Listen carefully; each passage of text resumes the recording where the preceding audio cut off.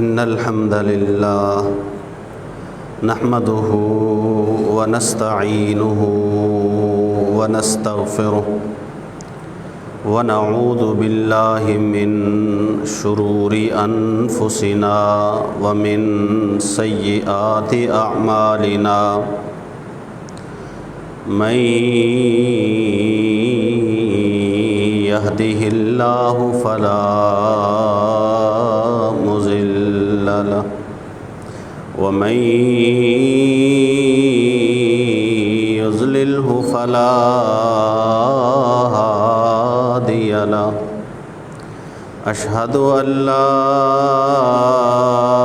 إله إلا الله وحده لا شريك له وأشهد أن محمدًا عبده ورسوله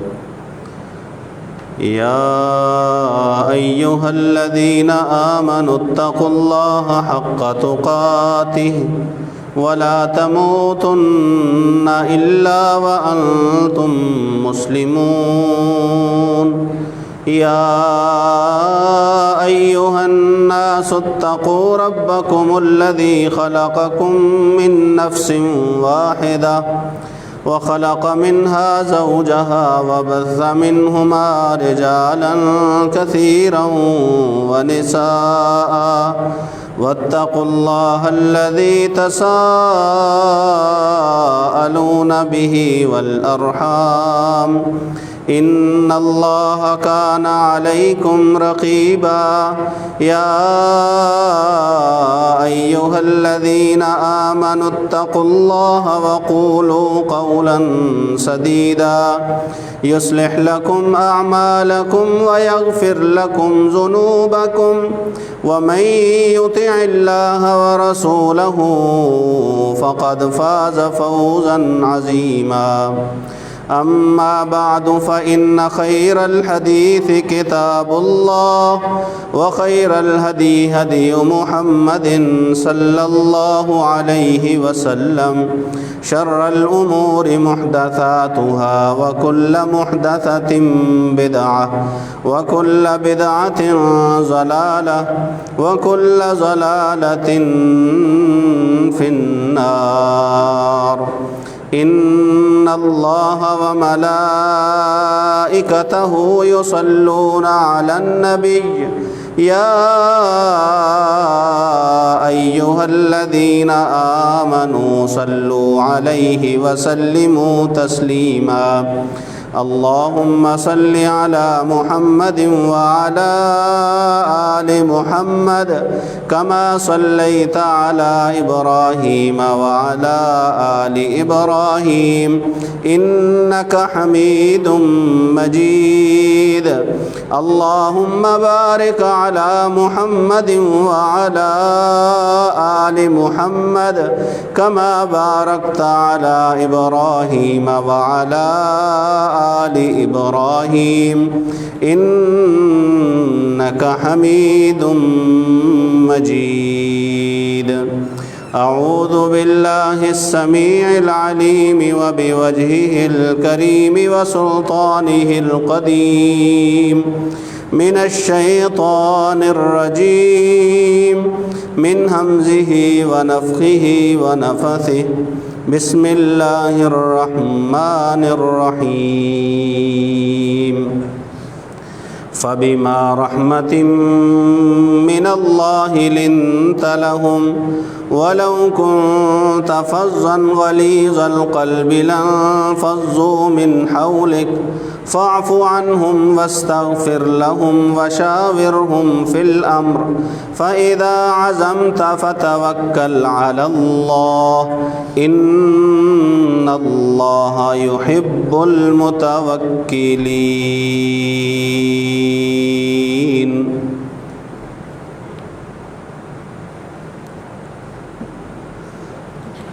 ویسے تو رسول اکرم صلی اللہ علیہ وآلہ وسلم کی ساری زندگی ہی خصوصیات سے بھری پڑی ہے، میرے پیغمبر صلی اللہ علیہ وآلہ وسلم کا ہر قول، ہر عمل، آپ کا ہر دن، آپ کی ہر رات اور آپ کی عمر کا ہر حصہ، اس میں رسول اللہ صلی اللہ علیہ وآلہ وسلم کے اس قدر امتیازی اوصاف ہیں کہ اگر شمار کرنا شروع کر دیے جائیں تو ان کا شمار جو ہے صرف خصوصیات کا، امتیازی خصوصیات کا جو شمار ہے، اس میں ایک بہت بڑی کتاب ترتیب دی جا سکتی ہے۔ اور خصوصیات رسول پہ صلی اللہ علیہ وآلہ وسلم بہت ساری کتابیں لکھی بھی گئی ہیں۔ رسول اللہ صلی اللہ علیہ وآلہ وسلم کی جو ایک بہترین خصلت ہے، بہترین صفت، اور یہ صفت رسول اللہ صلی اللہ علیہ وآلہ وسلم کا باقاعدہ امتیاز ہے، آپ کو تاریخ انسانی میں اور کسی بھی شخص میں یہ صفت ویسی نہیں ملے گی جیسی بدرجہ اتم رسول اللہ صلی اللہ علیہ وآلہ وسلم کی زندگی میں، اور وہ رسول اللہ صلی اللہ علیہ وسلم کی صفت مبارک ہے نرمی، سختی نہیں، نرمی، کسی کے ساتھ برا پیش آنا نہیں بلکہ اس کے ساتھ اچھا پیش آنا، حتیٰ کہ ایسے افراد جو رسول اللہ صلی اللہ علیہ وآلہ وسلم کو تکلیف پہنچانے میں پیش تھے، سب سے آگے تھے، اور ایسے لوگ جو رسول اللہ صلی اللہ علیہ وآلہ وسلم کے قتل کے درپے تھے، اور ایسے لوگ جو رسول اللہ صلی اللہ علیہ وسلم کو برا کہتے تھے اپنی زبان سے، اور اس چیز کا علم رسول اللہ صلی اللہ علیہ وآلہ وسلم کو بھی تھا کہ فلاں شخص وہ میرے بارے میں یوں کہتا ہے، رسول اللہ صلی اللہ علیہ وسلم کو بتا دیا جاتا تھا، اطلاع دے دی جاتی تھی۔ تو سب سننے کے باوجود، سب دیکھنے کے باوجود آپ کو کہیں پر بھی رسول اللہ صلی اللہ علیہ وآلہ وسلم کی ذات مبارک میں جو نرمی کا وصف ہے وہ آپ کو کسی بھی شخص سے ہٹتا ہوا نظر نہیں آئے گا۔ نہ صرف یہ کہ آپ صرف اپنے لوگوں کے ساتھ، بلکہ رسول اللہ صلی اللہ علیہ وآلہ وسلم پرائے لوگوں کے ساتھ بھی، دشمن لوگوں کے ساتھ بھی آپ کا رویہ ہمیشہ نرمی والا ہوا کرتا تھا۔ اور آپ اندازہ لگائیے اس بات سے کہ رسول اللہ صلی اللہ علیہ وآلہ وسلم کے پاس دو افراد کھڑے ہیں، دو شخص رسول اللہ صلی اللہ علیہ وسلم کے پاس ہیں۔ ایک شخص وہ ہے جو رسول اللہ صلی اللہ علیہ وآلہ وسلم کے گلے میں اپنا کپڑا ڈالتا ہے، پھر کپڑے کو بل دیتا ہے اور رسول اللہ صلی اللہ علیہ وسلم کے ساتھ بدتمیزی کے ساتھ پیش آتا ہے۔ اور دوسرا وہ شخص ہے جو اس شخص کو جو بدتمیزی کر رہا ہے اس کو ڈانٹ رہا ہے۔ دو بندے ہیں رسول اللہ صلی اللہ علیہ وسلم کے پاس، ایک وہ جو تکلیف پہنچا رہا ہے، گلے میں کپڑا ڈالا ہوا، اس کپڑے کو بل دیے ہوئے رسول اللہ صلی اللہ علیہ وسلم کی آنکھوں کا رنگ بدلا۔ ایک وہ ہے جو اسے ڈانٹ رہا ہے۔ رسول اللہ صلی اللہ علیہ وسلم نے نصیحت کسے فرمائی؟ ڈانٹنے والے کو، ڈانٹنے والے کو نصیحت فرمائی کہ تیرا یہ طریقہ درست نہیں ہے جو تو نے اختیار کیا ہے۔ ڈانٹنے والے ہیں عمر بن خطاب رضی اللہ تعالی عنہ۔ آپ نرمی کا، اچھے برتاؤ کا اندازہ اس بات سے لگائیے کہ جو شخص رسول اللہ صلی اللہ علیہ وسلم کے حق میں ہو کے دوسرے بندے کو ڈانٹ رہا ہے، رسول اللہ صلی اللہ علیہ وسلم نے اسے ہی تنبیہ فرمائی کہ آپ نے ایسے نہیں کرنا تھا، آپ نے میرے ساتھ بھی بات کرنی تھی کہ اگر آپ نے قرض لیا ہے تو اسے لوٹائیے، اور اس کے ساتھ بھی بات کرنی تھی کہ بھائی قرض کا مطالبہ ایسے نہیں کیا جاتا جیسے قرض کا مطالبہ آپ کر رہے ہیں۔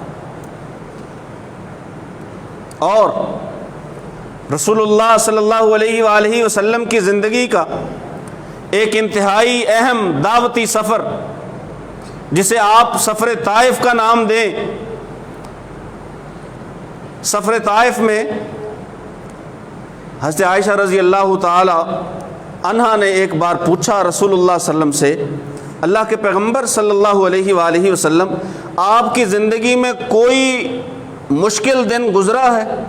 اللہ صلی اللہ علیہ وسلم نے فرمایا ہاں، جو احد کا دن تھا وہ میری زندگی کا بڑا مشکل دن تھا.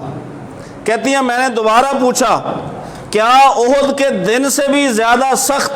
آپ پہ کوئی دن گزرا ہے؟ تو فرمایا ہاں، جس دن میں طائف میں تھا وہ دن میرے لیے احد سے بھی زیادہ سخت تھا. پاؤں لہو لہان ہوئے، لوگوں نے پتھر مارے، پناہ دینے والا ہے کوئی نہیں.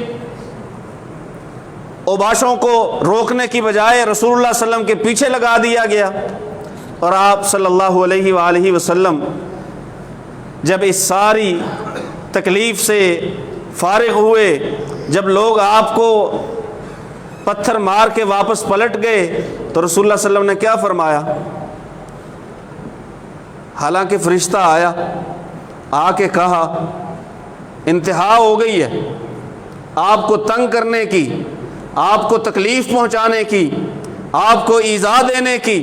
انتہا ہو گئی ہے. یہ انتہا ہی تو ہے کہ آپ صلی اللہ علیہ وسلم کے پاؤں اس قدر خون آلود ہیں کہ جوتا رسول اللہ صلی اللہ علیہ وسلم کے پاؤں کے ساتھ چمٹ گیا ہے، اتارے سے بھی نہیں اتر رہا. انتہا ہو گئی ہے. آپ ذرا ہاتھ تو اٹھائیے، یہ جو دونوں پہاڑ طائف کے ادھر ادھر ہیں، میں ان دونوں پہاڑوں کو آپس میں ملا کے اس پوری قوم طائف کو پیس کے رکھ دیتا ہوں، شہر میں کوئی رہے گا ہی نہیں، نام و نشان باقی نہیں رہے گا. رسول اللہ صلی اللہ علیہ وآلہ وسلم نے فرمایا مجھے اللہ وحدہ لا شریک نے لوگوں کے لیے رحمت بنا کے بھیجا ہے، مجھے رحمت بنا کے بھیجا ہے. آپ صلی اللہ علیہ وسلم کے ہاتھ اٹھے بد دعا کے لیے نہیں، دعا کے لیے. اللہم اہد قومی فإنہم لا یعلمون، اللہ میری اس قوم کو ہدایت دے دے کیونکہ انہیں میرے مقام و مرتبے کا پتہ نہیں ہے. ہاتھ اٹھے ہدایت کی دعا کے لیے. اور رسول اللہ صلی اللہ علیہ وآلہ وسلم کی اسی صفت کا تذکرہ قرآن مجید نے فرمایا، اور یہ وہ آیت ہے جو رسول اللہ صلی اللہ علیہ وآلہ وسلم کی سیرت بیان کرنے والا یا سیرت لکھنے والا ہر ایک شخص اسے اپنی کتاب میں باقاعدہ جگہ دیتا ہے اور اپنی تقریر میں بیان کرتا ہے. اس آیت کے بغیر رسول اللہ صلی اللہ علیہ وسلم کی سیرت کا بیان اور تحریر مکمل نہیں ہو سکتی. اور وہ آیت کیا ہے؟ سورہ انبیاء کی. فرمایا وَمَا أَرْسَلْنَاكَ إِلَّا رَحْمَةً لِّلْعَالَمِينَ، اے پیغمبر صلی اللہ علیہ وآلہ وسلم ہم نے آپ کو تمام جہانوں کے لیے رحمت بنا کے بھیجا ہے. اور رسول اللہ صلی اللہ علیہ وآلہ وسلم کا یہ خاص وصف ہے کہ اللہ کے پیغمبر صلی اللہ علیہ وآلہ وسلم جس قدر نرم گفتار ہیں اور جس قدر رسول اللہ صلی اللہ علیہ وآلہ وسلم اگلے بندے کے ساتھ حسن اخلاق سے پیش آنے والے ہیں، آپ صلی اللہ علیہ وسلم کا کوئی ثانی آپ کو تاریخ انسانیت میں نظر نہیں آئے. یہ محمد ہے صلی اللہ علیہ وآلہ وسلم. اللہ فرماتا ہے فَبِمَا رَحْمَةٍ مِّنَ اللَّهِ لِنْتَ لَهُمْ، یہ اللہ کی رحمت ہی ہے کہ آپ لوگوں کے لیے نرم ہیں. وَلَوْ كُنْتَ فَظًّا غَلِيظَ الْقَلْبِ، اگر آپ سخت دل والے ہوتے، اگر آپ سخت زبان والے ہوتے، لَانْفَضُّوا مِنْ حَوْلِكَ، لوگ آپ کے پاس سے ادھر ادھر چلے جاتے، آپ کے پاس نہ ٹھہرتے. رسول اللہ صلی اللہ علیہ وسلم کی اسی وصف نرمی نے آپ دیکھ لیجئے کہ سمامہ جو ہے وہ رسول اللہ صلی اللہ علیہ وسلم کے ساتھیوں نے اسے قید کر لیا، مسجد نبوی کے ستون کے ساتھ باندھ دیا. سمامہ بن عسال باندھ دیا ستون کے ساتھ. رسول اللہ صلی اللہ علیہ وسلم اس سے بات کرتے ہیں، وہ بدتمیزی سے پیش آتا ہے. رسول اللہ صلی اللہ علیہ وسلم اس سے سوال پوچھتے ہیں، بدتمیزی سے پیش آتا ہے. ان تقتل زاد من ان تنعم علی شاکری، کہتا ہے اگر قتل کر دو گے نا تو میرے قتل کا بدلہ لینے والے بڑے ہیں، اور اگر مجھے بطور احسان رہا کر دو گے، چھوڑ دو گے، تو میں آپ کے اس احسان کی قدر کروں گا۔ رسول اللہ صلی اللہ علیہ وسلم ایک بار، دو بار، تین بار اس کے پاس آئے، اس کا جواب ایک ہی ہے، ایک ہی جواب ہے۔ رسول اللہ صلی اللہ علیہ وسلم نے اسے چھوڑ دیا، چھوڑا، وہ مدینہ سے باہر گیا، ایک چشمے کے پاس بیٹھا ہے، پانی وغیرہ پیا، وہاں پہ ہاتھ دھوئے، پاؤں دھوئے، اور سوچ رہا ہے۔ خود جناب ثمامہ بیان کرتے ہیں کہ میں سوچ رہا ہوں کہ میں نے کسی بھی دشمن کو اپنے دشمن کے ساتھ ایسے پیش آتے نہیں دیکھا۔ دشمن ہو اور قابو آ جائے، معمولی مخالف ہو اور قابو آ جائے، کون چھوڑتا ہے؟ کون جانے دیتا ہے؟ اس میں کوئی تو خاص بات ہے کہ اس نے مجھے جانے دیا۔ بس وہی سوچ اسے واپس مدینے میں لے آئی، اور رسول اللہ صلی اللہ علیہ وآلہ وسلم کے پاس آ کے اس نے کلمہ پڑھ لیا، کلمہ پڑھ لیا، اور قسم اٹھا لی کہ میرے قبیلے کے راستے سے جو اہل مکہ، جو آپ کے دشمن ہیں، ان کا راشن گزرتا ہے، آئندہ میں اسے گزرنے نہیں دوں گا، یہاں سے ایک دانہ بھی نہیں جائے گا۔ مکہ والے رسول اللہ صلی اللہ علیہ وسلم کے پاس آ گئے، رسول اللہ صلی اللہ علیہ وسلم کے پاس آئے، آ کے کہنے لگے کہ اس نے تو راستہ ہی بند کر دیا، جبکہ مدینہ میں، مکہ میں جو ہے تقریباً قحط کا سماں ہے، اسی طرف سے زیادہ سامان آتا تھا، ادھر سے ہی نہیں آ رہا۔ رسول اللہ صلی اللہ علیہ وآلہ وسلم نے ایک پیام لکھ دیا ثمامہ کے نام۔ مکہ والے وہی لوگ، کیا رسول اللہ صلی اللہ علیہ وسلم کو یاد نہیں کہ یہی لوگ ہیں جنہوں نے ہمیں شیب ابی طالب میں کتنے ہی دن بغیر کھانے پینے کے بند کر دیا تھا، بائیکاٹ کیا تھا ہمارا، لیکن رسول اللہ صلی اللہ علیہ وسلم نے کوئی بات نہیں کی، کوئی زیادتی ان کی یاد نہیں دلوائی، بلکہ لکھ دیا ثمامہ کے نام کہ جاؤ ثمامہ کو جا کے دے دو، آئندہ سے وہ تمہارا کسی بھی قسم کا کوئی قافلہ نہیں روکے گا۔ اور رسول اللہ صلی اللہ علیہ وآلہ وسلم کی یہ نرمی، اس کی ایک جھلک آپ صلی اللہ علیہ وآلہ وسلم کے خادم خاص جناب انس بن مالک رضی اللہ تعالیٰ عنہ بیان فرماتے ہیں۔ وہ کہتے ہیں میں نے اللہ کے پیغمبر صلی اللہ علیہ وسلم کی 10 سال خدمت کی، میں نے 10 برس خدمت کی، کبھی مجھے رسول اللہ صلی اللہ علیہ وسلم نے اف تک بھی نہیں کہا۔ خادم ہے اور اپنی خوشی سے خدمت قبول کی ہے، کسی ضرورت کے تحت نہیں، اپنی خوشی سے والدہ نے پیش کیا ہے کہ اللہ کے پیغمبر صلی اللہ علیہ وسلم یہ میرا بیٹا آپ کی خدمت کرے گا، والدہ نے پیش کیا، خوشی سے خدمت کر رہا ہے، رضاکارانہ طور پہ، کوئی تنخواہ نہیں، کوئی لالچ نہیں، یہ نہیں کہ مجھے ضرورت ہے اس لیے۔ ظاہر ہے جس سے بندہ پیسے لے رہا ہو، تنخواہ لے رہا ہو، یا ذریعہ ہو بندے کے پاس پیسے آنے کا، اس کی بندہ کڑوی بھی سن لیتا ہے، کسیلی بھی سن لیتا ہے، جیسے وہ کہے بندہ پی جاتا ہے، اندر ہی اندر رکھتا ہے، ظاہر نہیں کرتا، لیکن اسے تو ضرورت بھی نہیں، نہ یہ زر خرید غلام ہے، نہ یہ تنخواہ دار نوکر ہے، خادم ہے۔ دل کی خوشی سے رسول اللہ صلی اللہ علیہ وسلم نے اس کا بھی کتنا خیال رکھا، 10 برس کہا، مجھے ایک بار بھی اف نہیں کہا، نہ ہی کبھی میرے کام نہ کرنے پہ غصے ہوئے، نہ ہی میرا کوئی کام کرنے پہ غصے ہوئے۔ رسول اللہ صلی اللہ علیہ وسلم میں اس قدر نرمی پائی جاتی۔ اور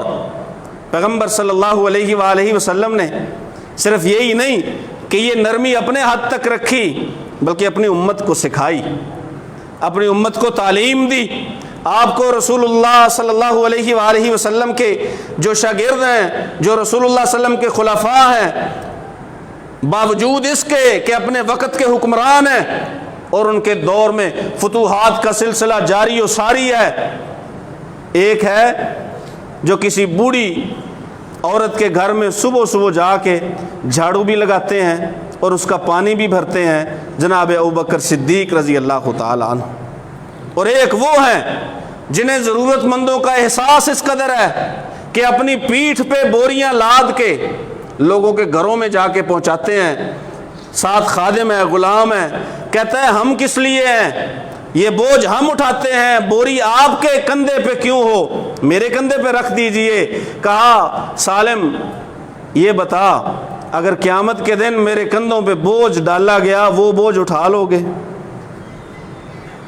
قیامت کے دن کا بوجھ اٹھا سکتے ہو؟ کہا نہیں وہ میرے بس کی بات نہیں ہے۔ کہا جب وہ تیرے بس کی بات نہیں ہے تو جو یہاں کا بوجھ میرے ذمے ہے وہ مجھے اٹھانے دو۔ یہ تعلیم تھی، تربیت تھی محمد الرسول اللہ صلی اللہ علیہ وآلہ وسلم کی، اور آپ صلی اللہ علیہ وآلہ وسلم کے فرامین بھی ہیں۔ یہ تو باتیں ہیں بیان کرنے کی حد تک کہ رسول اللہ صلی اللہ علیہ وسلم کی ذات ایسی، رسول اللہ صلی اللہ علیہ وسلم کی شخصیت ایسی، آپ نرم مزاج، آپ نرم خو، آپ نرم گفتار، رسول اللہ صلی اللہ علیہ وسلم اعلیٰ کردار، اعلیٰ اخلاق، اعلیٰ برتاؤ کے مالک۔ لیکن اللہ کے پیغمبر صلی اللہ علیہ وسلم نے ہمارے لیے بھی کچھ ہدایات فرمائی ہیں، ہمارے لیے بھی کچھ ہدایات فرمائی ہیں۔ بیان کرنے کو میں بیان کر لوں، سننے کو آپ سن لیں، کوئی لکھنے والا ان واقعات کو لکھ دے، پڑھنے والا پڑھ لے، دل کو تسکین ملتی ہے، خوشی ہوتی ہے، ایمان تازہ ہوتا ہے۔ لیکن اسی محمد الرسول اللہ صلی اللہ علیہ وآلہ وسلم نے اپنے فرامین میں ہمیں بھی کچھ تاکیدیں فرمائی ہیں، ہمیں بھی کچھ احکامات دیے ہیں کہ صرف یہی نہیں کہ زندگی کو بیان کرو، اعلیٰ اخلاق کو بیان کرو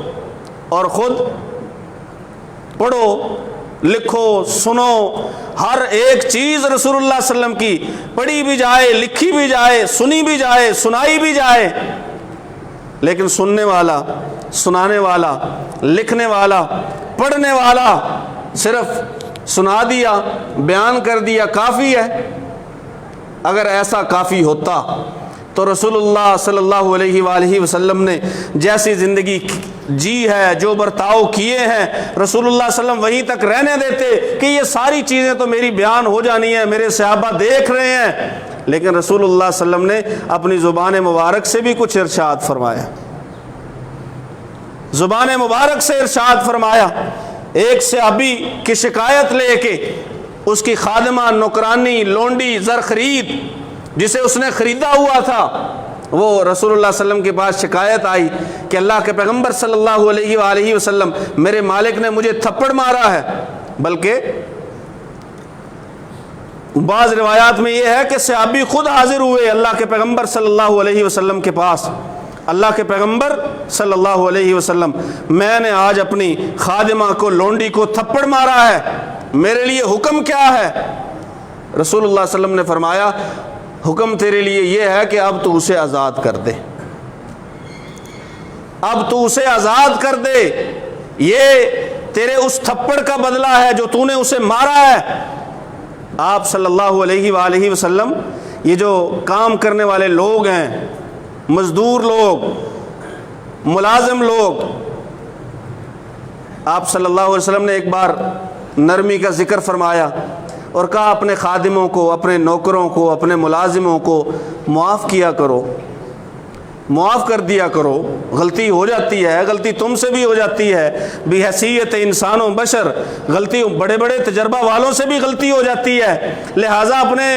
نوکروں، خادموں، غلاموں، ملازموں کے ساتھ نرمی کا برتاؤ کیا کرو، معاف کیا کرو۔ صحابی کھڑے ہوئے، اللہ کے پیغمبر صلی اللہ علیہ وآلہ وسلم،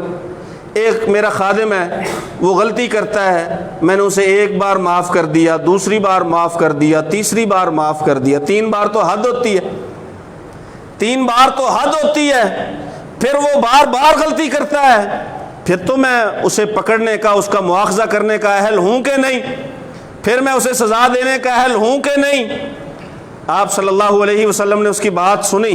پھر اس نے کہا اللہ کے پیغمبر آپ چلیں یہ بتا دیجئے کہ میں اپنے ایک خادم کو ایک دن میں کتنی بار معاف کروں؟ رسول اللہ صلی اللہ علیہ وسلم نے فرمایا 100 بار معاف کرو۔ ایک خادم کو ایک دن میں کتنی بار معاف کرو؟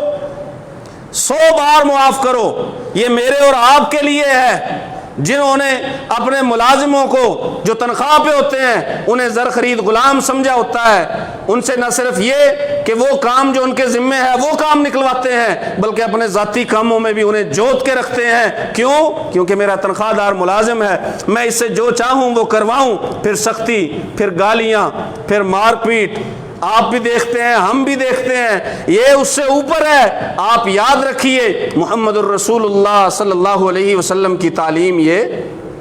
ہرگز نہیں ہے، رسول اللہ صلی اللہ علیہ وسلم کی یہ تعلیم نہیں ہے۔ ہم نے نرمی کو، ہم نے رسول اللہ صلی اللہ علیہ وسلم مزدوروں کا، ملازموں کا خیال رکھا کرتے تھے، ہم نے یہ سنا اور پڑھا بہت ہے، لیکن کیا یہ بھی پڑھا ہے کہ یہی حکم میرے اور آپ کے لیے بھی ہے رسول اللہ صلی اللہ علیہ وسلم کی طرف سے؟ آپ جھڑکتے ہو، گالیاں دیتے ہو، تھپڑ مارتے ہو اور کہتے ہو کہ رسول اللہ صلی اللہ علیہ وسلم بڑے نرم خو تھے، بڑے نرم گفتار تھے، غلاموں کا خیال کرنے والے تھے۔ غلاموں کا خیال کرنے والے بھی تھے اور غلاموں کا خیال کرنے کا حکم دینے والے بھی تھے۔ آپ صلی اللہ علیہ وآلہ وسلم کا غلاموں اور ملازموں سے جو سلوک تھا، خصوصاً ایک ایسا مزدور جس نے روزانہ مزدوری لینی ہے، اپنا گھر چلانا ہے، اس کے بارے میں تو فرمایا اسے اس کی مزدوری پسینہ خشک ہونے سے پہلے دے دو۔ مزدوری پسینہ خشک ہونے سے پہلے اس کی ادا کر دو۔ اور جب رسول اللہ صلی اللہ علیہ وآلہ وسلم کے آخری دن تھے، آخری ایام تھے، نہیں اس سے پہلے آپ ذرا اس سے پیچھے آ جائیں، اللہ کے پیغمبر صلی اللہ علیہ وسلم کے بارے میں حضرت عائشہ رضی اللہ تعالیٰ عنہ فرماتی ہیں، من تقم رسول اللہ صلی اللہ علیہ وسلم لنفسہ، اللہ کے پیغمبر نے کبھی بھی کسی سے اپنا ذاتی انتقام نہیں لیا، ذاتی انتقام نہیں لیا۔ اگر ذاتی انتقام لینے والے ہوتے تو فتح مکہ کے دن مکہ میں رسول اللہ صلی اللہ علیہ وسلم کا کوئی بھی مخالف جو فتح مکہ والے دن سے پہلے مخالف اور دشمن تھا، کوئی بھی زندہ نہ بچتا۔ اس دن آپ نے قافلے میں چلتے ہوئے ایک شخص کی آواز سنی، اس نے کہا الیوم یوم الملحمہ، آج تو جنگ ہوگی، آج لڑائی ہوگی، آج تو خون بہیں گے، آج ہم اپنے مخالفوں کو دیکھ لیں گے۔ رسول اللہ صلی اللہ علیہ وسلم نے فرمایا ہرگز نہیں، ہرگز نہیں، الیوم یوم المرحمہ، آج ہی تو رحمت کے اظہار کا دن ہے، آج ہی تو عام معافی کا دن ہے۔ لا تثریب علیکم الیوم، اس قدر پسی ہوئی قوم مکہ میں کہ لوگ جینے نہیں دیتے، لوگ وہاں پہ رہنے نہیں دیتے، کھانے پینے کی سہولیات سے بھی ایک بار تو رسول اللہ صلی اللہ علیہ وسلم اور اس کے ساتھیوں کو محروم رکھا۔ ان سب چیزوں کے باوجود آئے ہیں، مکہ فتح ہوا ہے، کعبے کی چابیاں رسول اللہ صلی اللہ علیہ وسلم کے ہاتھ میں ہیں، کبھی دائیں پھینک رہے ہیں دائیں ہاتھ میں، کبھی بائیں پھینک رہے ہیں، رسول اللہ صلی اللہ علیہ وسلم چابیوں کے ساتھ ایسے دائیں بائیں، اور کیا رہے ہیں، لا تثریب علیکم الیوم، جاؤ کانٹے بچھانے والوں، پتھر مارنے والوں، محمد صلی اللہ علیہ وسلم تم سے بدلہ نہیں لے گا، تم سے بدلہ نہیں لے گا۔ لوگوں نے کہا اللہ کے پیغمبر صلی اللہ علیہ وآلہ وسلم کچھ گھروں کو خاص کر دیجئے کہ فلاں گھر میں جو چلا جائے گا ہمیں پتہ چل جائے گا کہ اس کی نیت ایمان لانے کی ہے، اسلام لانے کی ہے، اسے چھوڑ دیں گے، فلاں گھر میں جو چلا جائے اسے امان دیجئے، گھروں کا نام لیجئے۔ رسول اللہ صلی اللہ علیہ وسلم نے گھروں کے نام لیے اور آخر میں پتہ کیا کہا، جو اپنے گھر کو اندر سے بند کر لے وہ بھی امان میں ہے، اپنے ہی گھر میں نہیں جا سکتا کہیں، یا فی الحال ارادہ نہیں ہے ایمان لانے کا، اپنے گھر کے دروازے بند کر لے، محمد صلی اللہ علیہ وآلہ وسلم کے سپاہی اور فوجی دروازہ توڑ کے اس کے گھر میں داخل۔ یہ محمد الرسول اللہ صلی اللہ علیہ وسلم، یہ ان کی رحمت ہے، ان کی شفقت ہے، یہ ان کی نرمی ہے اور مودت ہے۔ آئیے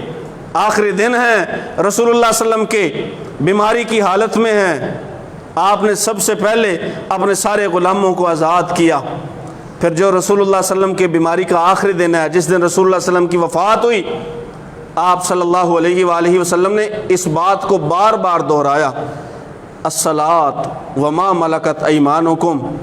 لوگوں نماز کا خیال رکھنا اور ان کا بھی خیال رکھنا جنہیں اللہ نے تمہارے ہاتھ میں کر دیا ہے، جنہیں تمہارے بس میں کر دیا ہے، جو تمہارے ماتحت ہیں، تمہارے غلام ہیں، تمہارے ملازم ہیں، آپ اندازہ کیجئے کہ آخری وقت میں کسی بھی شخص کو اگر پیغام دینے کا موقع مل جائے، بات کرنے کا موقع مل جائے، وہ بات کرے گا جو بات اس کے نزدیک سب سے زیادہ اہمیت کی حامل ہوگی۔ سب اسے پتہ چل جائے کہ میرا آخری وقت بس آ ہی رہا ہے، اور رسول اللہ صلی اللہ علیہ وآلہ وسلم کو معلوم تھا کہ آج میرا آخری دن ہے۔ آپ صلی اللہ علیہ وسلم نے اس دن نصیحت کیا فرمائی؟ نماز اور آپ کے ماتحت نماز کا خیال رکھنا، یعنی ایک بڑے فرض کے ساتھ، جس فرض کو اگر کوئی بندہ چھوڑ دے، انکار کر دے، وہ درجہ کفر تک پہنچ جاتا ہے۔ آپ صلی اللہ علیہ وسلم نے اس بڑے فرض کے ساتھ ایک ذمہ داری کا احساس دلایا، ذمہ داری کی تاکید کی۔ لوگوں، سب لوگ ایک دوسرے کے کام آنے والے ہیں، ایک دوسرے کے کام آنے والے۔ ظاہر ہے کچھ وہ جو کام لیتے ہیں، کچھ وہ ہیں جو کام کرتے ہیں، جو کام آتے ہیں۔ لہٰذا جو تمہارے کام آتے ہیں، جو تمہارا کام کرتے ہیں، جو تمہارے ماتحت ہیں، جن کا رزق اللہ نے تمہارے ہاتھ میں دیا ہے، ان کا ضرور خیال رکھنا۔ یہ محمد الرسول اللہ صلی اللہ علیہ وسلم کا حکم تھا، تاکیدی حکم۔ آج آپ دیکھ لیجئے، چاہے ادارے ہوں یا افراد، کیا کرتے ہیں عام مزدوروں کے ساتھ، کیا سلوک کرتے ہیں۔ گھروں میں کام کرنے والی خواتین،